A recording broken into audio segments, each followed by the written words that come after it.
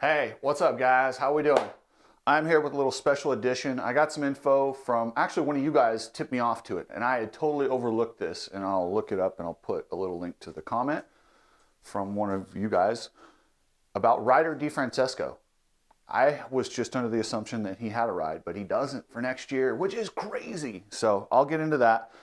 First, a little housekeeping. I'm going to be on the Moto Aftermath with Travis and the boys on Sunday, so maybe check that out.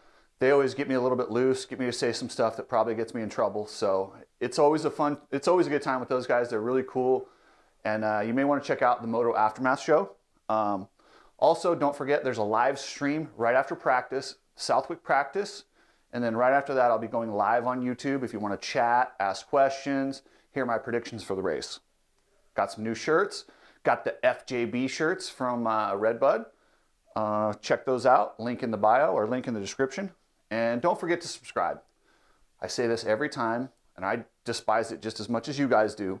But if I don't say this, the subscriptions don't go up. So remember to subscribe. And if you want to get notified of the, going live and that stuff, click the notification button. So, all right, guys, let's get into this. I'm in the empire business. Everybody love everybody! You all know exactly who I am. All right, guys. Ryder DeFrancesco made his pro debut at Redbud. He was awesome. He hole shot the second moto. He ran top 5. The first moto, he had a good start, crashed on the first lap. It's about as good of a pro debut as you can ask for, especially jumping in mid-season with these guys that have been racing all year. They're dialed in, they're pushing. Kick ass. Like, he beat a lot of guys that he probably shouldn't have beat. Ryder DeFrancesco has been in the amateur ranks forever. He's one of the most decorated amateur riders I've ever heard of.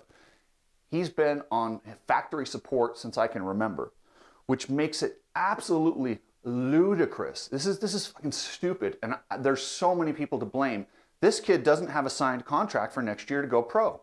He can stay amateur with Kawasaki, but clearly this kid's ready to go pro. So I did some research to find out how the hell this happened. Apparently, they knew this is the time frame where he was going to be developed and ready to go. Okay, I'm trying not to throw any of the agents under the bus, specifically the one who's representing Ryder, but this guy's an idiot. If he couldn't see that when your guy is ready to turn pro, the seats are going to be full, then you're an idiot. If you see the seats are full at pro circuit, what do? You shop him around. So what? Kawasaki has made a mistake by not recognizing that this kid who they've invested so much time, effort, and money into is going to just get let go when he turns pro. Like, I'm sorry, but amateurs don't sell a ton of product. They don't sell a lot of bikes. The whole payoff is when they turn pro. This is like running a marathon and going 25.5 miles and saying, I'm good, I'll just call it. What? Like, why wouldn't you just go that extra half mile and finish and give him 2 years as a pro? Get a little return on investment instead of just invest and dump. That is so, like, I can't even get my mind around. How does his agent not recognize the fact that he's got to look for a ride? If he wants this kid to turn pro in 2023, it's not going to be on a green bike. So what do? You shop around. They didn't do it. 8 months ago, 9 months ago, when they should have been shopping him, they were just lollygagging. I don't know what the hell. Like, why do you have an agent? Like, why even have representation if they're not on top of these things? Like, that's literally your one job as an agent, is to make sure your client's future is secure. You're fired, bro. You're an idiot. You're a horrible agent. You didn't do your job. Get lost. You may have ruined this kid's career. I hope he finds something. He may end up having to stay down in amateurs another year, but that's a whole new set of risks. Is he going to burn out? Is he not going to be the guy? Like, you have to have an ebb and flow of these things. You go, and then when you're ready, you go. And I think he's ready to go. He proved it last weekend. KTM, they were available. They had money. They were looking to sign him 9 months ago. Instead, they lollygagged, and I got some other good info. Tom Vialle, who is racing GPs, will be here next year on the KTM 250 team. So that's pretty cool. Star Yamaha, they're full. Kawasaki's full.